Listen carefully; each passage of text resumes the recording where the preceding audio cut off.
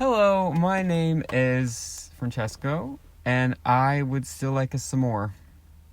I would. Hello everybody, welcome back to this episode of the Nobody Asked for This podcast. I realized, here's the thing. I talk a lot about the process of making a podcast because I really just have, just to fill up the time.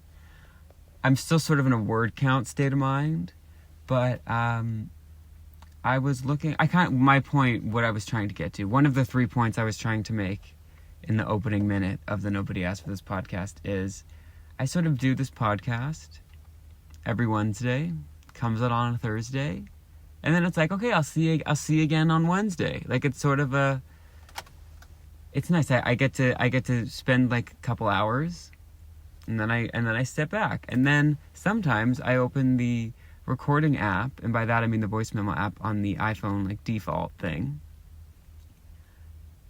Sometimes I open it to record and I see, the last episode was called I Would Like a Some More. And I still would like a some more, and I still have not gotten my some more. And I don't know that I have s'mores in my future. Hopefully within the next couple weeks, but like now, like at this current moment, there are no plans for a some more. And that makes me sad. And I kind of forgot that I wanted one, but now I want one even more. The thing with the some more is, like, they need to sell... Okay, if you are a grocery store, I feel like they're always, like, trying to make money. Because sometimes these prices, I'm like, okay, I get things are more expensive. Totally get it. But, like, things are more expensive at a certain rate, at a certain percent. So why is it that things are, like, quadruple more expensive? Anyway, this is not a finance podcast, so we'll skip over that for now. But there should be like a single serve some more. Like, I want one of those, like, I was gonna say plastic containers, but if we can find a more reusable option, let's do that, where it's 2 graham crackers, a marshmallow, and a couple pieces of chocolate that they should sell in a pack. And it can be like single serve s'mores, because really you can just do it in the microwave. It doesn't have to be like fancy. You don't have to get a fire. Also, I have just realized I've been doing s'mores over like a gas fire pit as of late. Not this year, but like in current-ish time. Is that bad? Let me Google. Can you do s'mores over a gas fire pit? I'm getting worried. Oh, okay. Okay, so the answer I got from who I consider to be the co-host of this podcast, which is the sort of top, when you Google something and then that box comes up and it tells you, like, you don't even have to click on the article anymore. It's saying, yes, you can roast marshmallows on a fire pit. This is from capofireside.com. This is not an ad. But I guess I just did one anyway. It says, however, there are certain considerations to keep in mind to ensure the best experience. I'm not going to click on it because I don't want it to be like, you can do it, but you should probably not do it like in your backyard with a fire pit from Costco, just holding your marshmallow in your hand until it gets too hot and then deciding that it's done and then putting it on the graham cracker. Also, let me just say, I feel like Who invented s'mores? And also, where does the word come from? Does anybody know? Let's Google. Let's do a full, I've decided right at this moment that this is going to be a summer-themed episode, because I feel like there's probably not a better time to do a summer-themed episode of the Nobody Asked for This podcast than kind of mid-end of July. So let's see. We're on the Wikipedia page for some more. Also, I feel like s'mores are the one food that, like, look better when you make them than what the picture looks like. Like, do you know when you see a picture of a s'more and it's, like, flat graham cracker, marshmallow that's, like, perfect, but they don't even look crispy, and then, like, sort of like a layer of... It looks more like Nutella than a piece of chocolate. Like, the actual, like, messy, gooey s'more Looks great. And I feel like normally in like food advertising, they try to make everything look perfect. Like they're gluing on individual sesame seeds. Get that out of here with the graham cracker. Anyway, okay, what was I? Okay, s'mores is a contraction of the phrase some more. What does that have anything to do with marshmallows? A s'more recipe appeared in a campfire marshmallows cookbook in the early 1920s. There's a campfire marshmallows cookbook. I'm adding that to my what is that called? My TBR, where it was called a graham cracker sandwich. Okay. The text indicates that the treat was already popular with Boy Scouts and Girl Scouts. In 1927, a recipe for some more was published in, I feel like this is a bad word, Tramping and Trailing with the Girl Scouts. Newspaper recipes begin appearing as early as 1925. Okay, the contraption term s'more appears in conjunction with the recipes in a 1938 publication aimed at summer camps. A 1956 recipe uses the name s'mores and lists the ingredients as a sandwich of 2 graham crackers, toasted marshmallows, and half a chocolate bar. See, now that is where I agree. It has to be half a chocolate bar. I know in my earlier statement about what the grocery stores should have done, it was like it was a couple pieces. No, we need half a chocolate bar, or honestly a full one. Sometimes I like to do like melt the chocolate like melt one side of the chocolate bar and then just put like raw chocolate. I'm gonna be 100% honest with you. That whole first 6 minutes that you just heard after I said the term raw chocolate, that was all about a good 12 and a half hours ago, almost 13. So I find you here now, again, 13 hours later. It is now evening. I'm pretty tired, not to complain. I just work so hard. No. I don't know what I was talking about with raw chocolate. I believe I was talking about s'mores. Still want a s'more. Have not eaten one in the last 13 hours. Again, I'm sort of looking through my day, combing through my next few weeks, and I just don't know where a s'more would happen, which is the problem and is the reason why I am trying to incorporate single-serve s'mores at the grocery stores for 2025. That is the platform I'm running on. But until then, I guess I'm going to have to be the change I wish to see in the world. I can maybe do like a meal prep of s'mores. Okay, that's what I'm going to do. So I'll be completely honest with you. The last couple hours, I've been sat down in my beanbag chair where I record my podcast when I'm not doing it in the car. And I realized that I've just spent about 2 hours just going through random YouTube short videos. Because for some reason, if you asked me to watch an 1.5 hour long YouTube video, I would say I don't have time for that. But I have no problem watching, 30 YouTube shorts that are 2 minutes each. So probably something that I have to think about more psychologically. But for now, that's where I'm at. And I think that that's a beautiful thing. So just kind of close the loop on this subject. Have a s'more today. Today, s'mores today, s'mores tomorrow, s'mores forever. Have some more. Did we ever, I can't remember because this was obviously a while ago, did I ever close the loop on, which is my new phrase for the week, did I ever close the loop on the history of the s'more? About all those s'more books? I feel like I did. I'm just going to trust me from the past. Actually, I have a very exciting update.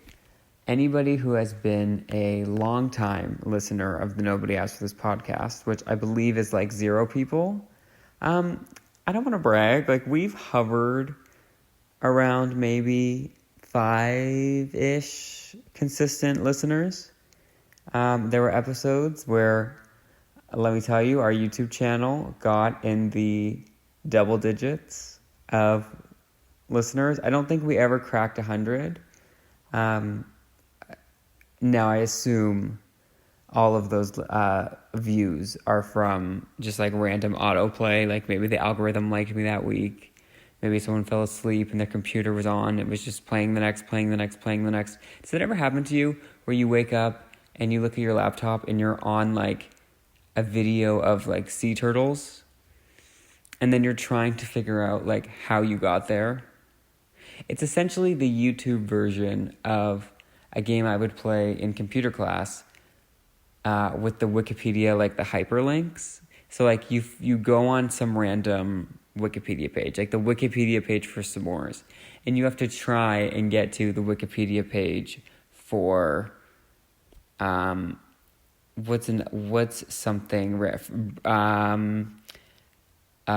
dogs, and then you just have to click the blue hyperlinks. Actually, okay, this would be a fun game to play on the podcast. So everyone if you're driving, pull over, go to the Wikipedia page for s'mores, which conveniently enough, I was already on.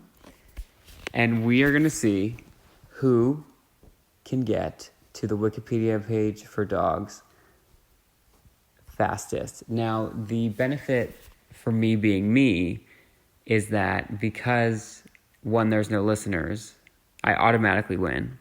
And two, I wouldn't be able to get any feedback either way. So I automatically win. This is a surefire way for me to win not only a participation ribbon, which I have plenty of, but an actual ribbon. Now, unfortunately, my Wi-Fi is being very slow. Okay. On the Wikipedia page for s'mores, I really encourage you to play at home. So in this first paragraph, I have the options of clicking the word marshmallow, of clicking the word chocolate, of clicking the word graham cracker, or clicking the word campfire.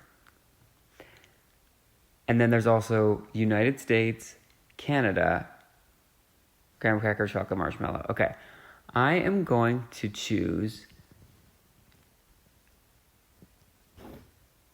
United States because I feel like maybe we could get somewhere with that. Okay, United States.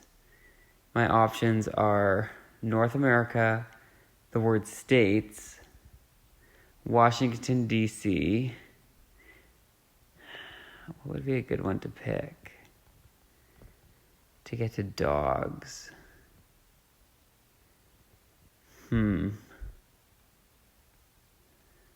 I am going to click cultural influence, okay? And then from here, I'm going to click cinema of the United States, okay? And then on here, I'm going to click, okay, I can do this. I'm going to click Disney. And then where's Mickey Mouse? Because Mickey Mouse has a dog named Pluto. This is fun. I hope this is fun for other people. Where's Mickey?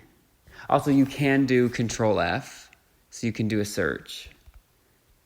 Mickey Mouse, Pluto, dog. I did it. Okay, we'll do one more, just for the sake of it. Dog. I'm gonna get to frozen yogurt from dog. Okay, the options for dog are domesticated, wolf, extinct. I feel like domesticated could lead us somewhere. I can't click any of these words because I don't understand. Okay, honey. Let's click honey. Bees produce honey by gathering and then refining the sugary secretions of plants. That's gross, never eating honey again, but I'm going to click sugary because it fits my... Okay, sugary. Human food, sugar, alcohols. Let's choose... Okay, lactose. Oh, we're so in. I found the word lactose, ice cream... Oh, wait, I might have cheated on the last one. Okay, apologies. When I was on the Disney Wikipedia page, I just clicked the search button for the entirety of Wikipedia, thinking that I was clicking, like, just searching what was in that article. But I really feel like somewhere I could have gotten to Mickey Mouse from Disney. So we're going to subtract no points and add points, in fact, for me being honest about that. But now we're getting back to frozen yogurt. Okay. Okay, lactose, milk, sugar, come on. Applications, breast milk. Is breast milk lactose? Anyway. Okay, lactose intolerance, come on. It's caused by less sensitivity. Dairy products. Okay, come on. Yogurt. Okay, I'm on the Wikipedia page for yogurt. Oh, come on. Okay, wait, I'm going to go back. Maybe ice cream is one. I feel like I could get to frozen yogurt from ice cream. Okay, milk. Okay, this is fermented custard, frozen yogurt, baby. That was embarrassing. I'm very sorry. Yeah, I did it.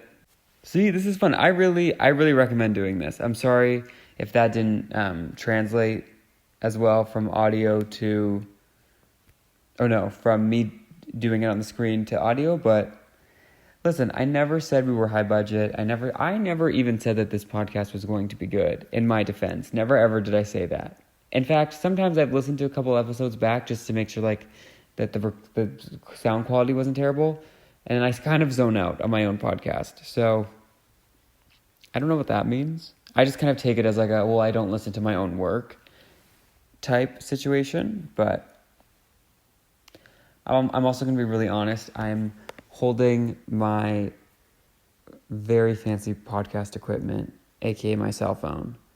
I feel like no one calls it a cell phone anymore.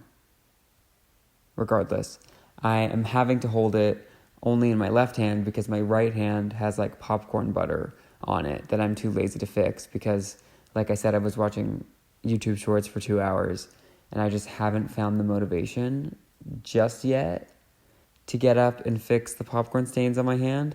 But I'm also like kind of weird about having my hands dirty. Like I don't like to like touch things with dirty hands because let me just tell you, I was watching someone do a review of a panini on YouTube Shorts mere minutes ago, and they were like eating the greasy panini, which looked delicious, and then like touching their phone and then moving around, and I was getting overwhelmed at the olive oil grease that was like now on their screen, and I just want people to do what makes them happy, but like it was not for me. Like if I was in their shoes, it doesn't bother me to watch it, but I just get nervous. I'm like, well, then there's going to be like olive oil. The thing with having a dirty phone is then the phone goes up to your face. I actually think phones are gross. I'm not really a germaphobe, even though I think that that's how it's coming across. But like the actual like grease and oil feeling on my hands, on my phone, it's just oof. Again, something to work through. I actually have I think I started this topic 10 minutes ago, and then I started doing the Wikipedia game, which I have no regrets about. But I have a very exciting update for the listeners who have been with us for a while. Anyone that doesn't know, I don't know who us is. Anyone who doesn't know, I dropped my phone in about October. Now, I drop my phone 3 times a day minimum. After I just talked to you about how pristine I like to keep it. No olive oil on the phone, but it's on the floor 3 times a day. I dropped it bad in October to the point where it landed in such a way that it left a green streak through my phone that I did nothing about for, almost 10 months? November, December, January, February, March, April, May, June, July, 9 months. That is about the same amount of time as it takes to grow a human. I just had a green streak coming down the right side of my phone. And I thought, you know what? I'm probably going to get a new phone soon. I've had this phone for 3 years now. Almost 3 years. At the time, it had just been 2 years. But I was like, listen, I got it used. So it's not like I wasn't working with an iPhone 15. I was working with an iPhone 10, I think I have. Maybe a 10, maybe an S, a 10S. Plus Pro. They have too many acronyms. But my plan was to replace it. And honestly, phones are getting very expensive. And I've talked about this openly before. I feel like Apple is giving us the exact same phone every year, but then adding an additional circle to the back of the camera. Do you know how the cameras look like stovetops now? My phone doesn't have that type of camera. It still has like the oval-y one, like it's doing speed skating, like the speed skating rink for the Olympics, which, by the way, almost Olympic time. But I swear they're giving us the same phone. It does the same thing. It calls people, you know. I really would get a flip phone. If so many aspects of my life weren't affected by me having an actual, or like didn't require me to have an actual phone, I would flip phone.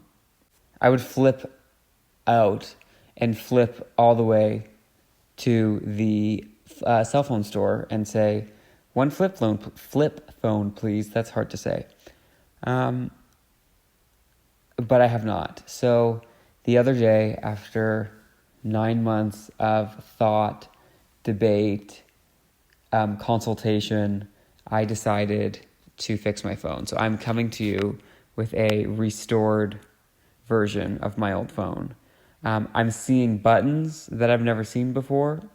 I'm finally able to see the amount of cell service that I do not have and the amount of battery that I am actively losing, because that was where the kind of green streak was coming down the side.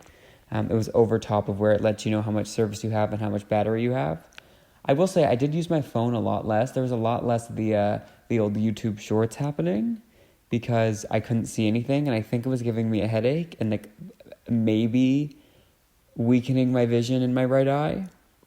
That has yet to be tested. I probably should probably get that test done. Just, you know, the one with the chart where they say how many apples do you see? You know, that one. I'll add it to my list. See, it takes me about 9 months to do something. If I have to make any sort of like administrative phone call or like a quick something that will literally, you'll be on the phone with someone for 90 seconds, like I will wait months. If I don't have a strict deadline, I will wait months. If I have a strict deadline, I'll always get it done by the deadline. I'll probably just do it like the day before. But if it's kind of like loosey-goosey in terms of when this thing has to be done, especially if it's a phone call, I will drag it on. There was something that was on my to-do list from March, and I didn't do it till June, and now I have to, the worst term, follow up. And I just don't want to do that. But I know that I have to. And then every day I'm like, oh yeah, no, I'll for sure do that tomorrow. And then it's not like it's like hanging over my head. I like genuinely forget. And then I'm like, oh shoot, it's not business hours anymore. Let me tell you, there's nothing better than 5 o'clock for 2 reasons. 1, everyone gets to go home. 2, the threat of like me having an impulse to make a phone call that I don't want to make is gone because I can't, like, they won't answer. So everyone send out positive thoughts for my phone call. And just cross our fingers that I get all my errands done. There's nothing worse than an errand. But there's also sometimes nothing better than an errand. Like, I love an opportunity or an excuse to just like ride around, maybe hit up a few different grocery stores, you know, go to the bank, get some gas. It's fun. It's like quality time with me, you know? It's where I think of all my best podcast material because there's no one else to talk to. I do usually talk to myself. And you know what? Funnily enough, a lot of what I talk to myself about, it sounds like what I'm recording now because I'm quite literally talking to myself. But I don't know that I use the same the same gimmicks. I don't know that I use the same content, which is kind of dumb because I should. Basically, if we've learned anything from this podcast, it's two things. If you want to sell s'mores single serve at your grocery store, I'm great. I'm a great business person. If you want to be productive, don't look over here. I'm an awful business person. I think I need like a project manager. Can you get a project manager for your life? Because I'm not particularly, I think I need a life coach. I'm not particularly disorganized or, I'm not disorganized. I can't figure out what I am. I think I need a life coach. How much does a life coach cost? Let's Google that. How much does a life coach cost? I also think I would be a good life coach. I would be terrible at taking my own advice, but I think that is part of being a life coach. You can see others' flaws because you know what it's like to have them. Type deal. Okay, life coaches hourly rates. Most life coaches charge somewhere between $75 and $200 per hour. Okay, per hour of your life or per hour of you talking to them. What if you don't talk to them for an hour?